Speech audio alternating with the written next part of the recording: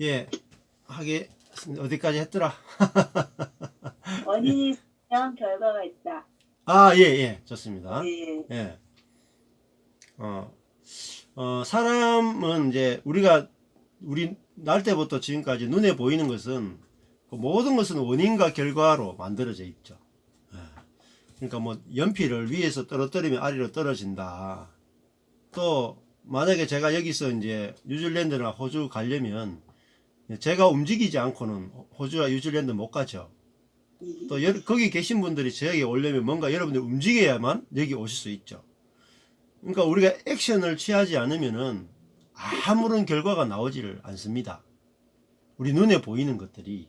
그래서 사람은 날 때부터 이제 그 원인과 결과로 다 연결되어 있다는 생각이 우리 속에 이제 꽉 차 있습니다.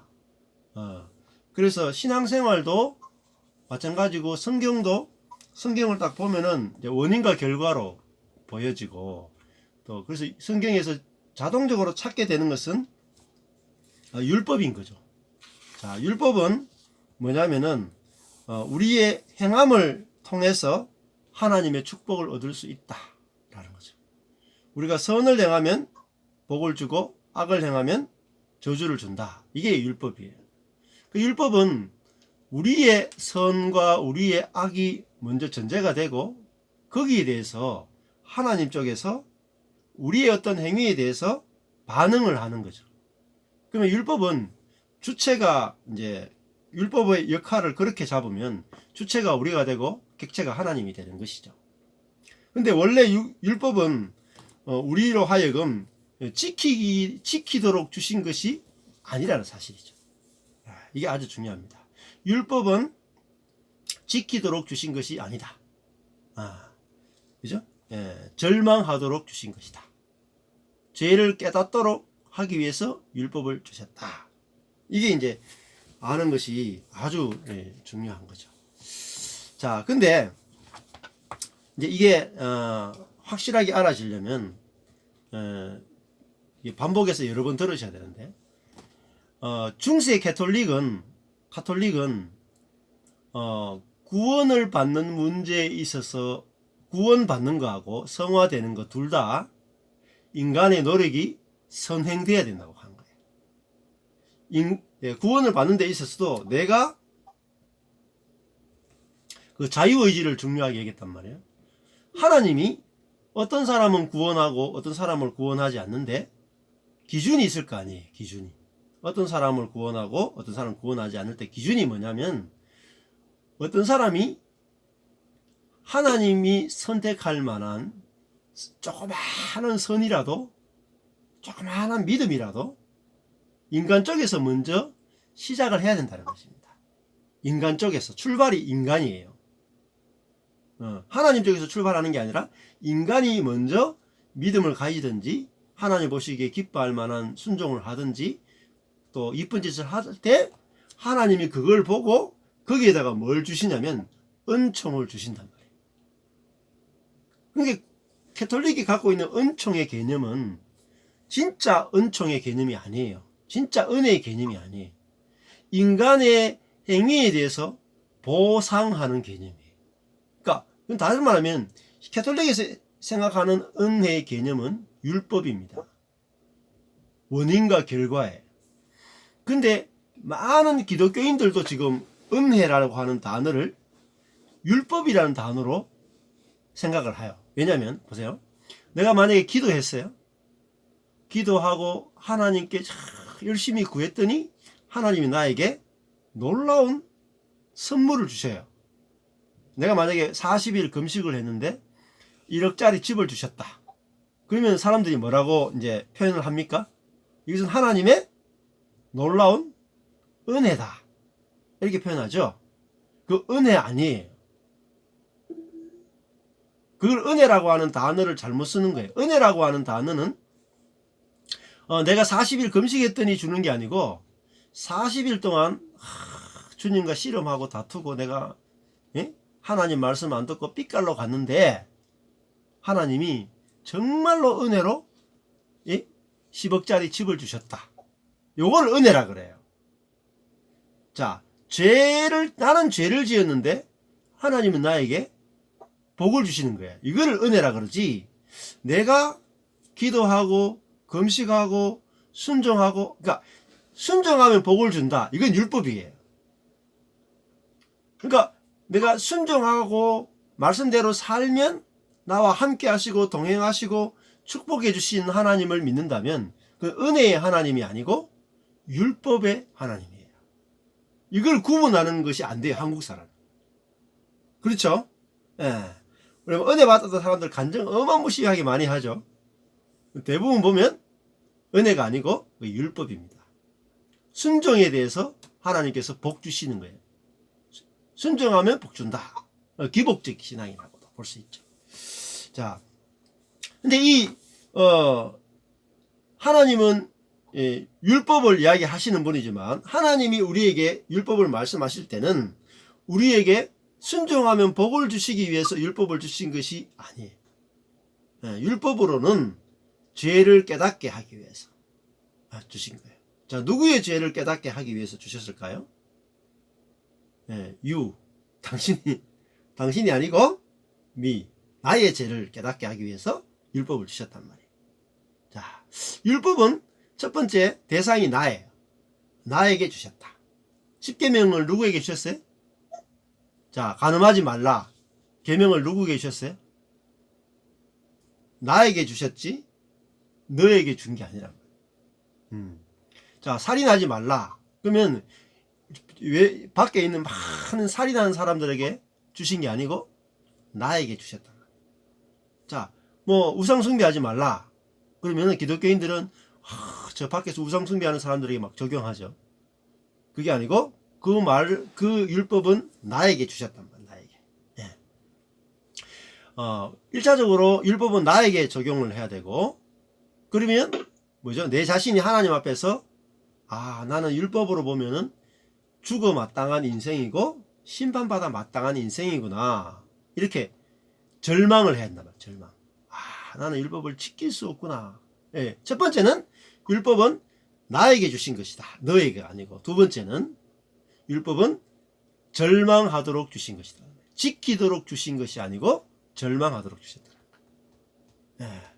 그러니까 대상과 목적을 분명하게 알아야 돼. 율법은. 근데 사람은 어때요? 율법의 용도를 잘못 씁니다.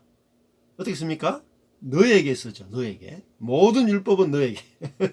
모든 축복은 나에게. 이렇게 씁니다. 반대로 써요.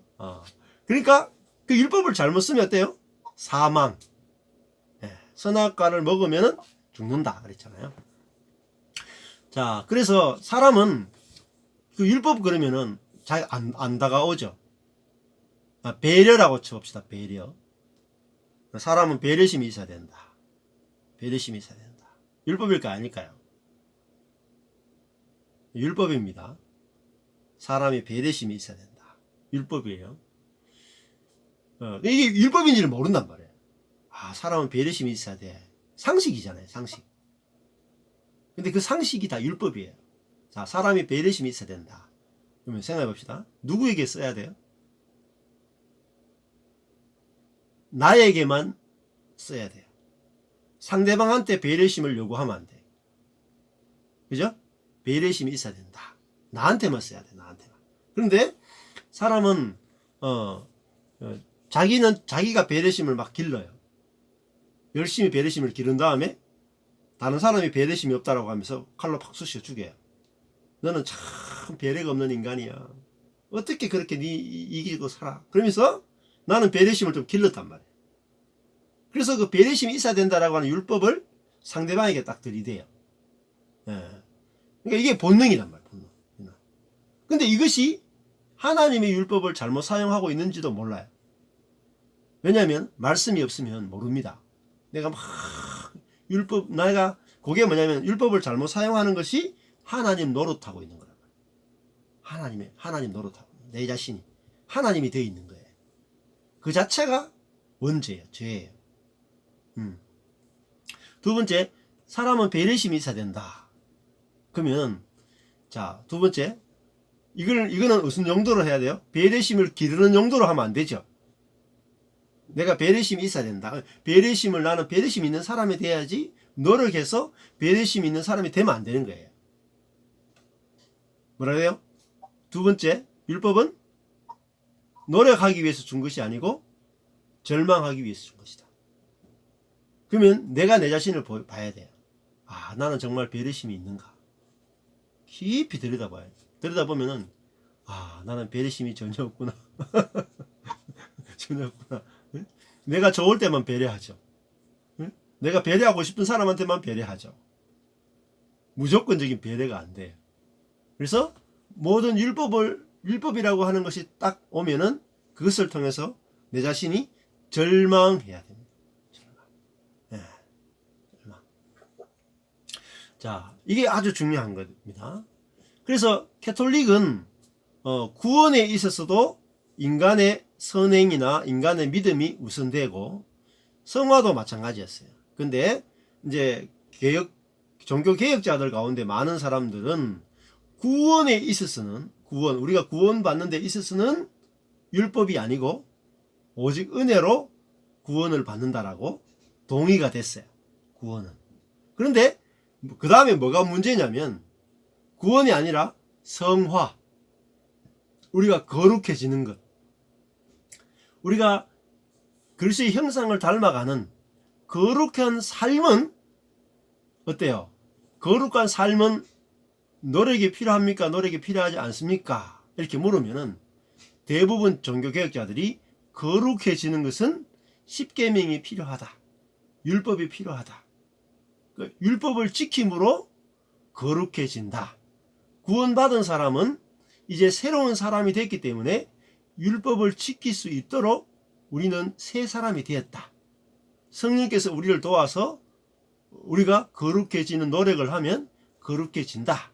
이렇게 이제 종교개혁자들이 딱 교리를 뒤에 만든 거예요. 자, 성화에 있어서 율법을 다시 가져와 버렸단 말이에요. 구원에 있어서는 율법은 죄를 깨닫게 하는 용도지만 성화에 있어서는 율법이 이 성화의 도구로 사용된단 말이죠. 이것이 종교개혁자들의 심각한 오해였어요. 그런데 이 오해에 빠지지 않은 사람 중에 대표적인 사람이 루터예요. 네. 루터는 자, 우리가 구원받는 것도 오직 은혜. 오직 은혜. 종교개혁자들의 모토가 오직 은혜잖아요. 그런데 루터는 성화도 오직 은혜예요. 칼빈은 성화는 오직 은혜가 아니고 성화는 인간의 노력과 하나님의 도우심이 그죠? 예. 양자가 같이 노력하는 거예요. 그런 개념을 갖고 있단 말이에요. 그러니까 어떤 문제가 생기냐면 내가 이제 아마 그런 딜레마가 있을 거예요. 자, 예수님 믿기 전에 가졌던 죄는 예수님을 다 영접할 때 다 용서받았다는 사실은 다 믿으시죠. 여기 또 모태신앙이라 가지고 뭐 그런 체험도 별로 없을 거예요. 대부분이.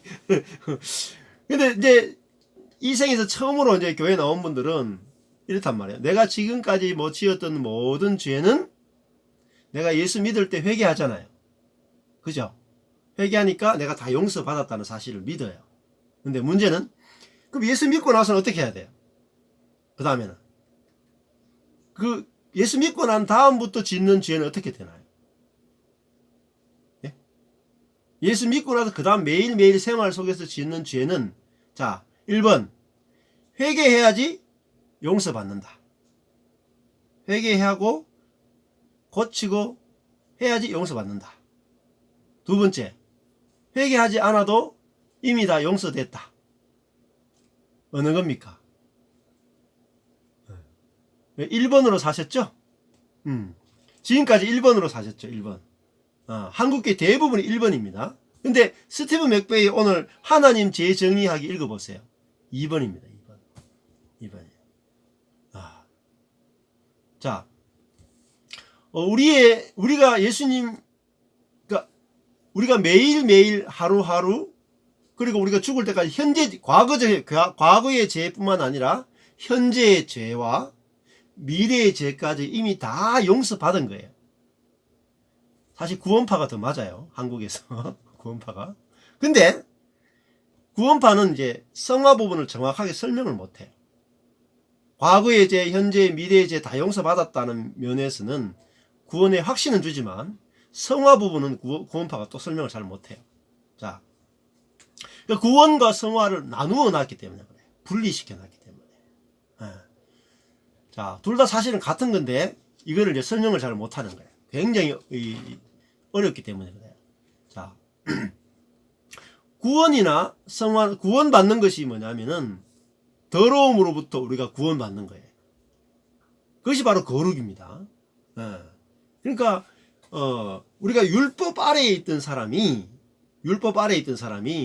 율법에서 해방되어서 이제 우리가 그리스도와 연합되는 것이 구원이거든요.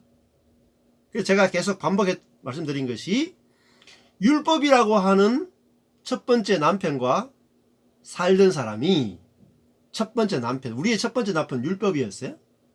그런데 이제 첫 번째 남편인 율법과 내가 그리스도와 함께 죽음으로 첫 번째 남편과 이혼이 이루어지고 이제는 새로운 남편인 그리스도와 살아가는 삶이 구원이란 말이에요. 그러니까 내가 구원을 위해서만 예수가 필요한 것이 아니고 나의 매일의 삶을 위해서 예수가 필요하단 말이에요. 그러니까 구원과 성화 다 동일하게 은혜로 이루어진다. 자, 그러면 획기적이죠. 예수를 영접함으로 과거의 죄, 현재의 죄, 미래의 죄가 다 용서받았습니다. 그죠? 그러면 이제 문제가 되겠죠. 그러면 이제 막 살아도 되느냐?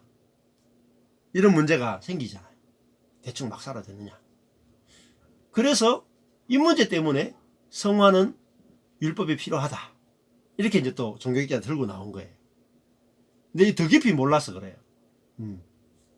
여러분, 우리가 과거의 죄, 현재의 죄, 미래의 죄가 다 용서되었다는 것은 교리로 아는 게 아니란 말이에요. 교리로. 이 진리를 교회 안에서 매주일 말씀을 듣는 거예요. 말씀을 계속 이 놀라운 은혜를 듣게 되면 그 은혜가 뭐예요? 그 은혜가 우리를 거룩하게 만들어 간단 말이에요. 이미 다 이루어진 그 은혜가 우리로 하여금 거룩하게 만들어 가는 거예요. 자,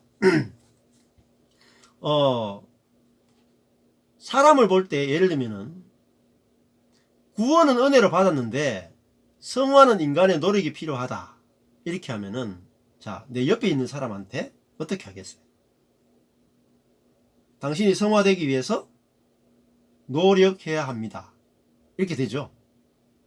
내 자신에 대해서도 구원은 은혜로 받았는데 성화를 위해서는 내 자신에게 노력을 요구하죠. 그러면은 그게 뭐냐면 율법하고 살아가는 거란 말이에요. 율법하고. 그러니까 만족이 없는 거예요. 예수를 믿기는 믿는데 내 속에 안식도 없고 만족도 없고 계속 죄책감 가운데 눌리고 있단 말이에요. 자, 이것은 율법과 언약의 관계를 모르기 때문이다. 이렇게 표현할 수 있어요. 구약에서 자, 율법보다도 더 우선하는 것은 뭐냐면은 언약이에요. 언약. 자, 언약 안에 뭐가 들어있냐면 언약의 한 조항으로서의 율법이 들어있어요. 근데 이 언약은 사실은 그 쌍방의 언약이지만 또 일방적인 언약이기도 한데 이 두 가지를 이해하려면은 시간이 좀 걸리는데 이 언약 먼저는 그 일방적인 언약을 먼저 이해하셔야 됩니다. 일방적인 언약이라고 하는 것은 예를 들면은 아담과 하와가 선악과를 먹은 다음에 여자의 후손이 뱀의 머리를 밟을 것이다. 이렇게 말씀하셨잖아요. 여자의 후손이 뱀의 머리를 밟을 것이다. 그러면은 이것이 하나님의 언약이고 약속이잖아요. 약속이죠. 근데 이거는 인간이 어떻게 행동을 해야지 여자의 후손이 뱀의 머리를 밟는 것이 아니고 인간의 노력이나 그것과 전혀 상관없이 하나님이 여자의 후손인 그리스도를 보내서 사단의 머리를 밟을 것에 대해서 일방적인 약속인 거죠. 일방적 약속. 예. 그래서 구약도 그렇고 신약도 그렇고 가장 핵심적인 것은 하나님의 일방적인 언약, 예, 이라고 하는 거죠. 이걸 디아데케라고 하는데, 디아데케는 뭐냐면은 편무적 계약이다. 한쪽에서만 계약하는 것이다 라는 거죠. 반대로 신데케, 헬라어로 신데케가 있는데, 신은 함께 한다는 거예요. 함께. 양쪽이 함께 계약 맺는 것을 신데케라고 하는데, 이거는요 쌍무적 계약이라고 불러요. 쌍무적 계약은 양쪽 다 의무를 지는 거예요. 의무를. 양쪽 다 의무를 지는 게 쌍무적 계약이에요. 한쪽에서 의무를 어기면은 언약은 파괴가 되는 겁니다. 그게 뭐냐면 율법이에요. 율법은 쌍무적 계약이에요. 율법은 내가 순종하면 하나님이 복을 주고 내가 불순종하면 저주를 주죠. 내 쪽에서 의무는 순종이에요. 순종. 하나님 쪽에서 의무는 뭐죠? 축복이죠. 양쪽 다 의무를 가지고 있다. 한쪽에서만이라도 어기면 이 언약은 깨지는 거죠. 율법은 양쪽이 의무를 지는 계약이에요. 그런데 하나님의 언약은 일방적이단 말이에요. 자, 그 중에 큰 것 중에 하나가 뭐냐면, 하나님이 아브라함한테 내가 네게 아들을 줄 것이고 그 아들을 통해서 전 인류가 구원받게 될 것이고 네가 복의 근원이 될 것이다 할 때, 이제 재물들을 이렇게 쪼개잖아요. 재물들을 쪼개고 반 쪼개놓고 아브라함이 깜깜한 밤중에 기다리니까 하나님의 불이 그 재물 사이를 지나가죠. 그죠? 배를 갈라놓고 피가 흐르는 재물 사이를 하나님의 불이 이렇게 지나간단 말이에요. 근데 보통은 언약식을 그렇게 하는 게 아니에요. 언약은 양쪽 사람이 결혼식 하면 신랑 신부가 이제 이렇게 손을 잡고 마지막에 행진을 하잖아요. 그처럼 양쪽이 손을 잡고 양쪽이 다 지나가야 되는데, 하나님만 지나가지 아브라함은 그 재물 위로 안 지나갔죠. 그것은 하나님만 의무를 진다라는 거예요. 하나님 쪽에서 의무를 짓는 거예요. 예. 그러니까 사람은 의무가 없단 말이에요. 의무가. 사람은 의무를 안 지고 하나님 쪽에서 의무를 다 짊어지는 거, 그걸 편무적 계약이다. 이거 하나님의 언약이에요. 자, 그러면은 이 모든 구약에 있는 모든 언약을 합쳐서 구약, 옛날 언약이라고 부르고, 그러면은 새로운 언약이 와요. 새로운 언약이 뭐냐면은, 이제 예수님이 십자가에 죽으시는 것이 언약적 제사라 그래요. 언약. 예수님의 십자가는 언약이에요. 언약적 제사. 자, 언약을 하면 반드시 짐승을 잡아서 죽이는 게 있어요. 그게 제사가 바로 언약이거든요. 그러니까 예수님이 십자가에 죽는 것은 언약의 제물로서의 죽음이에요. 그러면 제물이 죽으면 뭐죠? 어떤 언약이 만들어졌다는 걸 말하죠. 언약이 만들어졌다. 그래서 예수님의 십자가 죽음은 새로운 언약을 성취하는 제사로서의 예수님의 십자가의 죽음이라는 거예요. 자, 그래서 그러면 예수님의 십자가를 보면은 거기서 예수님이 그 죽음으로 말미암아 그 언약을 새로 만들어내는데, 그게 새 언약이란 말이에요. 새 언약이 어떤 거냐? 이게 이제 신천지에서도 가장 중요한 게 새 언약이에요. 신천지에서 제일 많이 쓰는 단어 중에 하나가 새 언약이에요.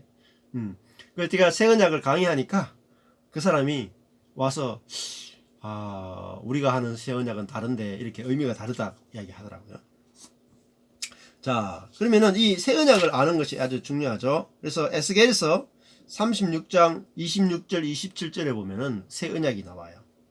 구약의 선지자인 에스겔이 구약에 있는 언약으로는 불충분하고 새로운 언약이 와야 된다, 이걸 이야기하고 있죠. 그래서 에스겔서 36장 26절 27절 보면은 아주 중요한 거예요. 또 새 영을 너희 속에 두고, 자, 새 언약은 성령, 구약의 영과 달라요. 새로운 영, 구약의 영과 신약의 영은 다른데 새로운 영을 어디 두냐면 우리 속에 둔대요. 그러면 어떻게 되냐면 우리가 새로운 마음이 된다는 거예요. 마음이 새로워져요. 새 마음을 어떻게 해요? 준다. 새 마음을 너에게 준다. 너희 육신에서 어때요? 굳은 마음을 제거한대요. 굳은 마음이란 뭐냐면 말씀에 순종하지 않는 마음이죠.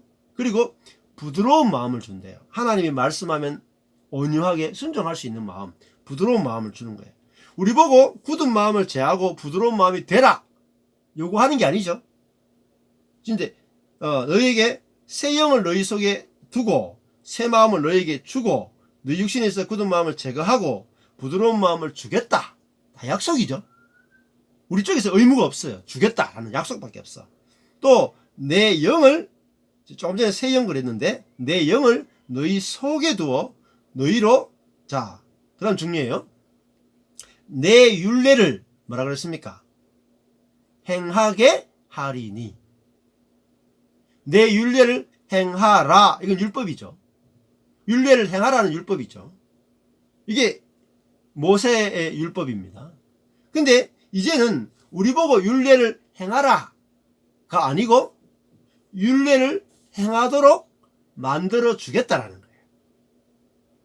율법을 내가 지켜야 될 의무가 있는 게 아니에요.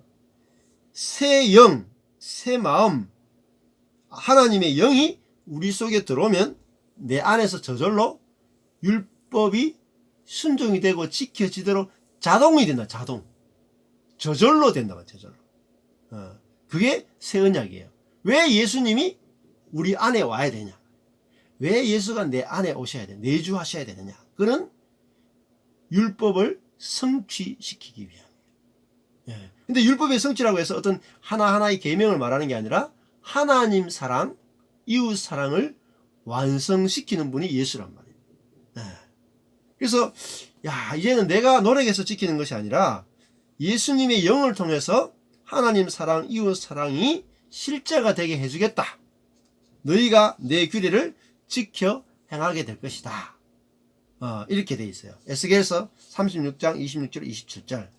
여기서 중요한 것은 내가 하리라 라고 하는 약속입니다. 약속. 그래서 이 새로운 마음과 새로운 영을 주겠다 라는 거죠.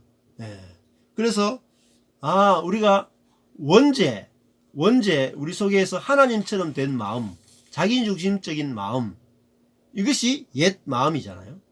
그 옛 마음을 깨뜨려서 자기중심적인 것이 아니라 이타적인 하나님의 마음이 우리 속에 들어오면 이타적인 하나님의 생명이 들어오면 그 이타적인 생명에 의해서 하나님 사랑, 이웃 사랑이 저절로 흘러나오도록 해주겠다라는 거죠. 그러면 우리 속에서 율법을 지켜서 되지 못하는 것들이 우리 속에서 율법이 완성된다는 것입니다.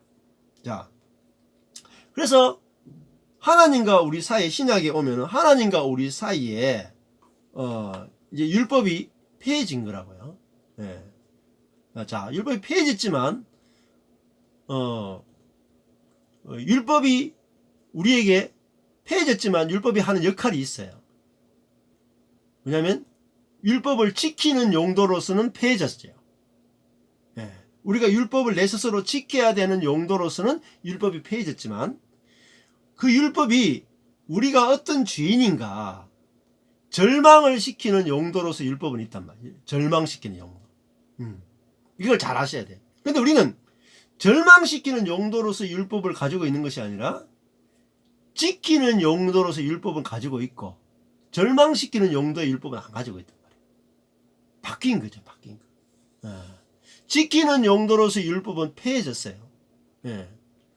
절망시키는 용도로서는 가지고 있어요. 그러니까 그 율법을 통해서 우리가 절망을 해야지. 나는 율법을 지킬 수 없다라는 사실을 알게 되면 내 안에 계신 그리스도만 의존하게 되는 것입니다. 의존.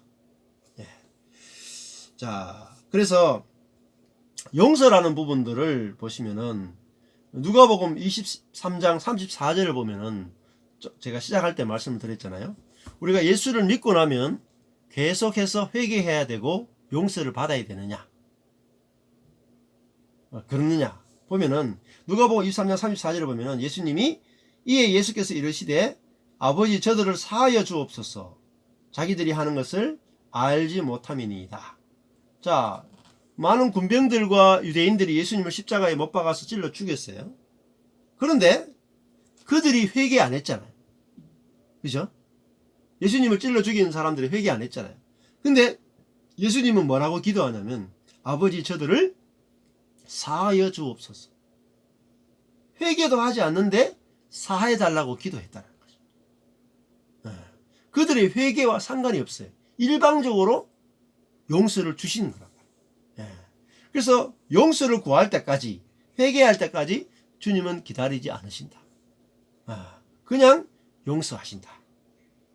우리가 회개라고 하는 의무를 짊어져야지 용서하시는 것이 아니라, 그죠? 70번 7번 마찬가지죠. 그래서 용서라고 하는 것은 신성한 용서는 헌신이나 약속에 따라 좌우되지 않고 하나님 일방적으로 주어진다. 우리가 용서받기에 합당한 일을 해야만 용서가 되는 것이 아니라 하나님의 일방적인 성품에 의해서 용서가 주어진다라고 하는 거죠. 그 다음에 고린도후서 5장 19절 말씀을 보시면은 하나님께서 그리스도 안에 계시사, 이게 중요하죠. 하나님이 지금 어디 계시냐? 하나님 어디 계시냐? 하늘에 계신다 이렇게 생각하는데 하나님께서 그리스도 안에 계시단 말이에요. 율법 안에 계시는 것이 아니라 하나님이 그리스도 안에 계시사 세상을 자기와 화목하게 하셨다. 죄로 가득한 세상을 어떻게 화목했느냐? 세상이 회개함으로 자기를 고침으로 화목되는 것이 아니라 그리스도 안에서 하나님이 그리스도에게 모든 율법적인 심판을 다 쏟아 부으심으로 말미암아, 그죠? 세상은 아무것도 한 것이 없는데 하나님이 세상과 화목되셨단 말이에요. 자, 그 다음에 그들의 죄를 그들에게 돌리지 아니하시고, 그들의 죄를 그들에게 돌리지 아니하시고 화목하게 하는 말씀을 우리에게 부탁하셨다. 우리는 뭘 전해야 돼요? 그들의 죄를 그들에게 돌리는 말씀을 전하는 것이 아니라 화목하게 하는 말씀을 전하도록 부탁받은 사람들이다. 하나님이 이미 여러분과 그리스도로 말미암아 화목하셨습니다. 그죠? 그리스도로 말미암아. 당신은 그리스도로 말미암아 화목된 사람입니다. 이걸 전하는 것이 복음이란 말이에요. 기쁜 소식이란 말이에요. 우리가 액션을 전혀 안 취했는데 하나님과 이미 화목되어 있다라는 거죠. 이게 굉장히 놀라운 은혜잖아요. 이걸 전하는 거죠. 로마서 3장 3절에 보니까 어떤 자들이 믿지 아니하였으면 어찌하리요? 했습니다. 그 믿지 아니하면 하나님의 미쁘심을 패하겠느냐? 조금 전에 하나님과 화목되었다라는 것을 믿지 않으면 어쩔 수가 없는 거죠. 우리가 전함에도 불구하고 받아들이지 않으면은 누릴 수가 없다라는 거죠. 그래서 사람들은 그 은혜를 받아들이지 않고 고치려고 한단 말이에요. 고치려고. 우리가 어떤 죄된 습관이 있다고 쳐봅시다.